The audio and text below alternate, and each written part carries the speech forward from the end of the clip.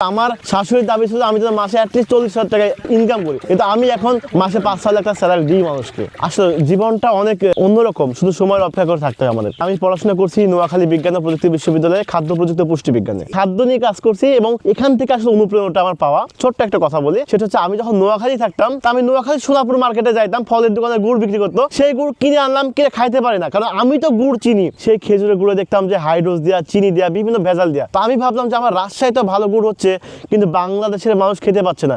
সেই থেকে শুরু করলাম যে আমি একটু ভালো গুড়টা সারা বাংলাদেশে সরবরাহ করি। সেই থেকে শুরু আমার যাত্রাটা। আমার সরকারি চাকরি হয় নাই বলে আমার শাশুড়ি আমাকে ডিভোর্স করে যায় তার সঙ্গে। তারপর আমার জীবনটা একদম শেষ পর্যায়ে। তখন ভাবলাম যে আমাকে কিছু একটা করতে হবে। সরকারি চাকরি পাই নাই, আমার টাকা নাই, গরিব ঘরের সন্তান, সেই জন্য আমার বউটাই চলে গেছে। আজকে আল্লাহর রহমতে বিজনেস করে অনেক টাকা কামাইছি, কিন্তু একটা চাওয়া পাওয়ার যে ব্যাপার থাকে সেটা কিন্তু এখনো পাইনি। বউ চলে যাওয়ার পর আমি ভাবলাম যে চাকরির জন্য বউ গেছে, আমি চাকরি করবো না, আমি মানুষকে চাকরি দিব। সেই থেকে আলহামদুলিল্লাহ আমার অফিসে 35 জন স্টাফ আছে। সর্বোচ্চ স্যালারি একজনকে 1,20,000 টাকা স্যালারি দিই আমি আমার স্টাফে। আমার লাইফ থেকে আমার বউটা চলে গেছে, মানে এর চেয়ে অপমান আর কি হতে পারে। কিন্তু টাকার জন্য, সত্যি বলতে আসলেই তো আমার কাছে টাকাই ছিল না। আমার বড় বোন মাত্র আমাকে 15,000 টাকা দিয়েছিল ব্যবসা করার জন্য। সেই থেকে আল্লাহর রহমতে এখন মাসিক সেল আমার 1 থেকে 2 কোটি টাকার আরো বেশি হবে। আসলে মানুষ আমাকে ট্রাস্ট করে এই জন্য যে আমি একজন পুষ্টিবিদ। আমি লেখাপড়া করছি খাদ্য প্রযুক্তি পুষ্টি বিজ্ঞানে। আমি জানি কিভাবে খাদ্যের গুণগত মান নিয়ন্ত্রণ করতে হয়, কিভাবে ঠিক রাখতে হয়, কিভাবে একটা খাদ্যকে সঠিকভাবে উৎপাদন করতে হয়। এই জন্যই মানুষ আমাকে খুবই ট্রাস্ট করে, বিশ্বাস অর্জন করছি। আমি আমার ব্যবসার মূল অস্ত্র হচ্ছে বিশ্বাস। আমি পুষ্টিবিদ মুরাদ পারভেজ। আমরা একদম শুধুমাত্র খেজুরের রস থেকে গুড় করে থাকি, কোনো চিনি কেমিক্যাল কোনো কিছু থাকে না। এটা 100% পিওর হবে। আমাদের গুড় ভালো এটা ঠিক, কিন্তু এমনও মানুষ আছে যারা ভেজাল গুড় উৎপাদন করতেছে।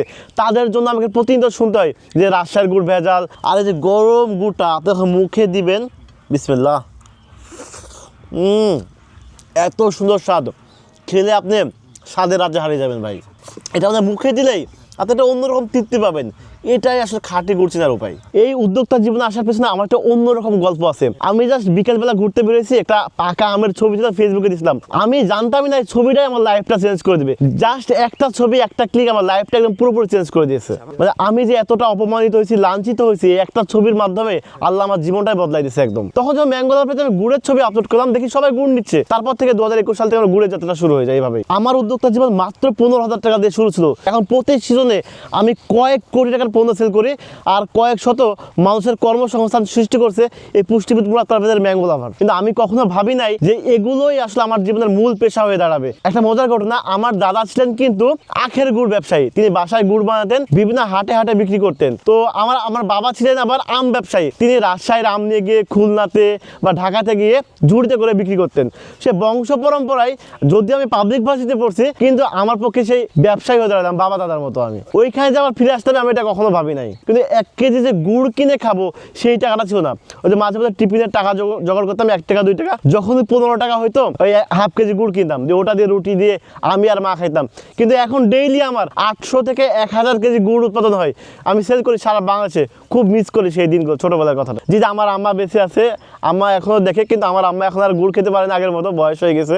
আমি প্রতিদিন 90 গাছে রস নামাই। একটা গাছে উঠতে 2 মিনিট, রস হেভি সুন্দর, সেই অরিজিনাল খেরে একে গাছ থেকে নামাইছি নি রস। হেভি টেস্ট, হেভি বন্ধুরা কেমন লাগে? মিষ্টি মিষ্টি সেন্ট রসের, অরিজিনালটা। ভোরবেলা রসটা মানে 2টার পর গাছ লাগাবো। একবারে চললেই হয়ে যাবে। একবার চলে খালি গাছের মাথায় কাটতে হবে, বাটাল দিয়ে কাটা দিয়ে হাড়িতে পেতে হবে। এখন ধরেন সেমর সেরকম রস পড়ছে না, কিন্তু রস আটক শীত বেশি, যত শীত বেশি হবে সেত রস বেশি হবে। 10 সেকেন্ডে 10 ফোঁটাই পড়বে, 1 ফোঁটাই পড়বে। সারা রাতে হাড়ি লোড হবে।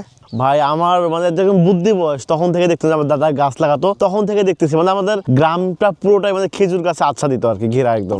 জি দেখেন এইদিকে খেজুর গাছ, ওইদিকে খেজুর গাছ, মানে চারিদিকে শুধু খেজুর গাছ আর খেজুর গাছ আমাদের গ্রামে। ভাই অর্গানিক রসটা সংগ্রহ করা আসলে খুবই টাফ, কারণ একদম ভোরবেলা আপনাকে একসঙ্গে দেখা যাচ্ছে একটা গাছই 60 থেকে 90টা পর্যন্ত গাছে উঠতেছে, আবার এই রসগুলো জাল দিয়ে গুড় তৈরি করতেছে ঠিক দুপুরবেলা থেকে শুরু করে আবার গাছে ওঠা।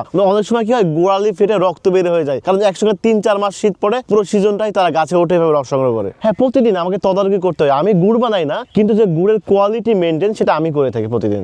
আমরা প্রতিদিন ভোরবেলা আসি, রস সংগ্রহ থেকে শুরু করে গুড় বানানো সব কাজ আমি নিজে তদারকি করি। আমি বিজনেস করতেছি 2020 সাল থেকে, কিন্তু খেজুরের গুড় রস সেই ছোটবেলা থেকে সংযুক্ত আছি আমরা।